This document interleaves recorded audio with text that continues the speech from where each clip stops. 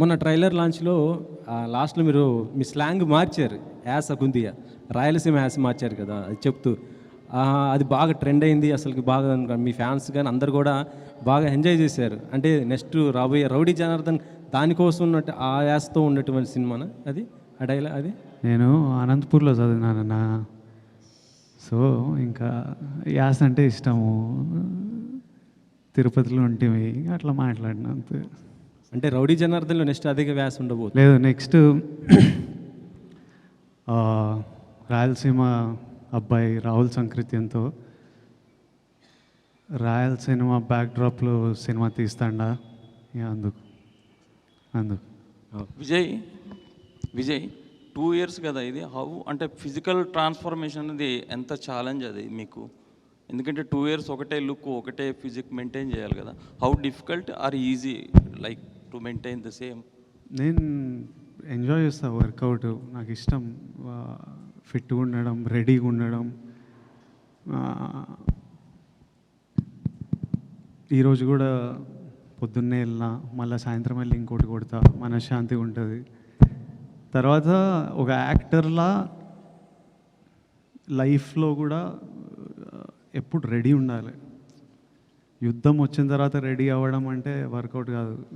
Already ముందే వార్లో హాలిడేలు ఉండవు, always ready ఉండాలి. So I like to stay fit and strong.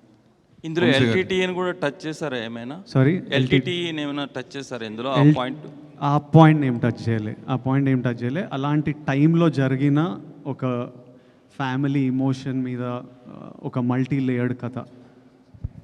Vamsi గారు, మామూలుగా ఒకప్పుడు చిన్నబాబు గారు కూడా, మీ బాబాయ్ గారు కూడా చిన్నగా ఉన్న మిమ్మల్ని చూసిన అందరికీ ఆశ్చర్యం కలిగించే విధంగా ఇప్పుడు ఆల్ లాంగ్వేజ్లో కూడా సితార వంశీ ఇదే వినిపిస్తుంది. అప్పుడు గీతా ఆర్ట్స్ కానీ లేదా దిల్ రాజు ప్రొడక్షన్ ఇలాగా అన్నిటికి మించి ఇప్పుడు నెంబర్ 1 స్థాయిలో మీ ఎదగటం మీరు ఎలా ఫీల్ అవుతున్నారు? నేను ఎదగలేదండి, దానికి ఏం ఫీల్ అవ్వను నేను. ఇప్పుడు కూడా మా బాబాయ్ తిడుతూనే ఉంటున్నారు. ఇప్పుడు చెప్పినట్టు ఇప్పుడు మా బాబాయ్ తిడుతూనే ఉంటారు, అనుకున్న దానికంటే ఖర్చు పెరిగిందని ఇదని అదే. కరెక్ట్గా మీ వెనకాల వచ్చారు ఇప్పుడు ఆయన. సో అందుకని అలాంటి ఎదగటాలు ఏం లేవండి. ఇక్కడ ఏం రేస్ కాదు నెంబర్ 1 పొజిషన్ ఎవరు ఉండడానికి.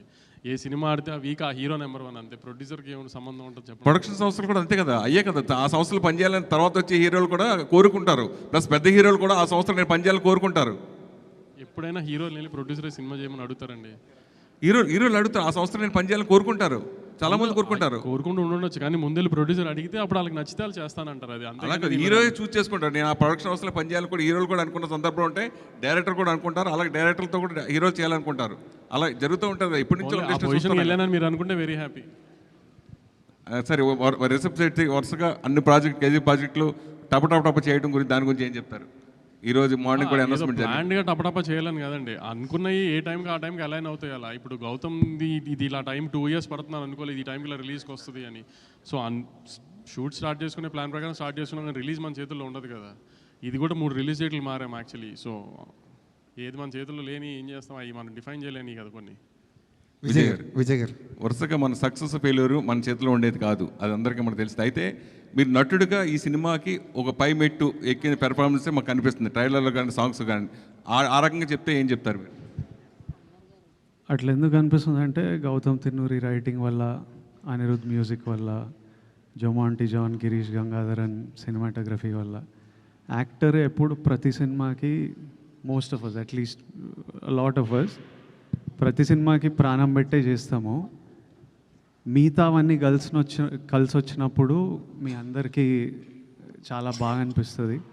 ఎక్కడన్నా అది మిస్ అయితే సరిగ్గా చేయలే అనిపిస్తుంది, బాగా అనిపించదు. So if you all are feeling the impact, it's because of the team that I have with మీ.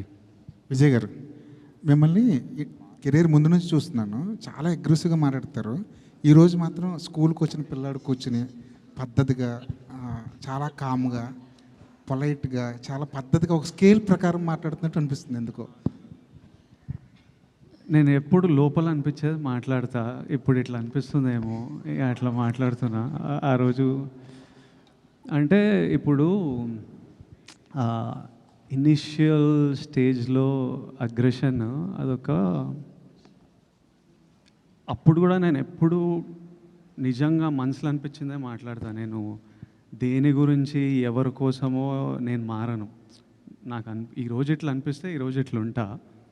కాకపోతే ఆ ఇనిషియల్ స్టేజ్లో వచ్చే అగ్రెషన్ ఏముంటుందంటే it's like a defence mechanism. It's a defence mechanism. ఎవరు మనని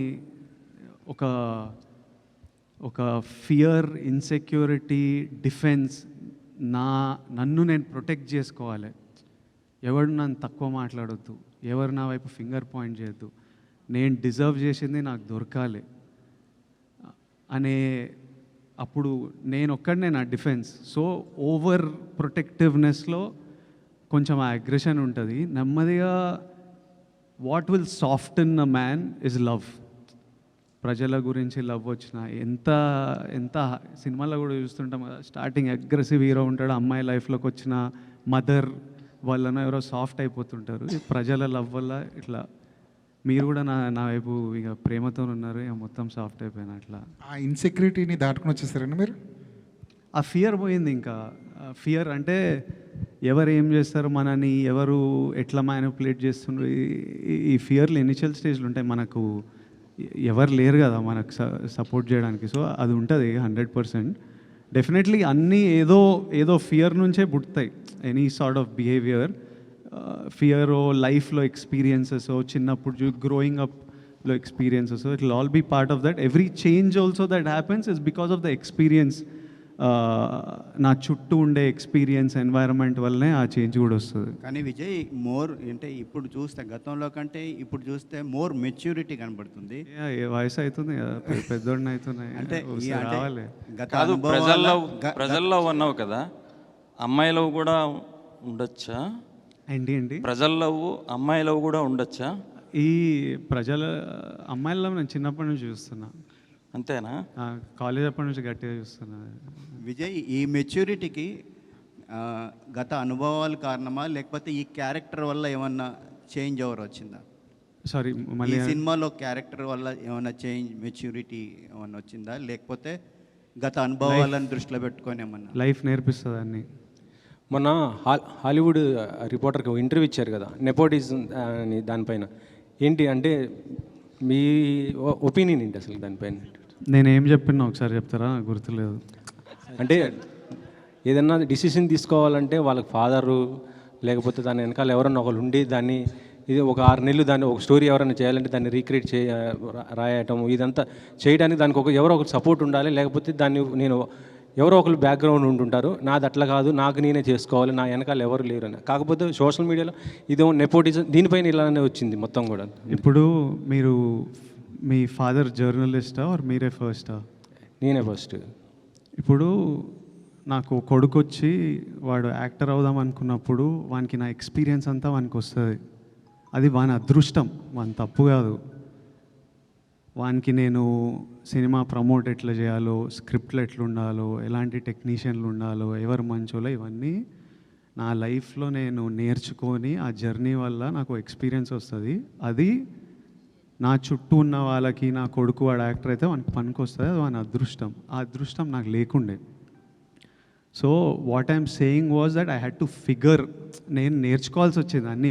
ఒక తప్పులు చేసుకుంటూ ఎక్స్పీరియన్స్ అవుతూ, ఓ ఇట్లా చేయవచ్చా, ఓ ఇట్లా చేయాలా అని చూసుకుంటూ నేర్చుకోవాలి. అది ఏ ఫీల్డ్ అయినా, నేను యాక్టర్ల గురించి కాదు, లైఫ్ ప్రపంచంలో డాక్టర్ కొడుకులు వాళ్ళకి ఎగ్జాక్ట్లీ ఏ స్ట్రీమ్ తీసుకోవాలి, ఎవరి దగ్గర వెళ్ళాలి, ఏ హాస్పిటల్లో ఎక్కడ సీట్ దొరుకుతుంది, ఏ కోర్స్ చూస్ చేయాలి, అన్నీ తెలుస్తాయి.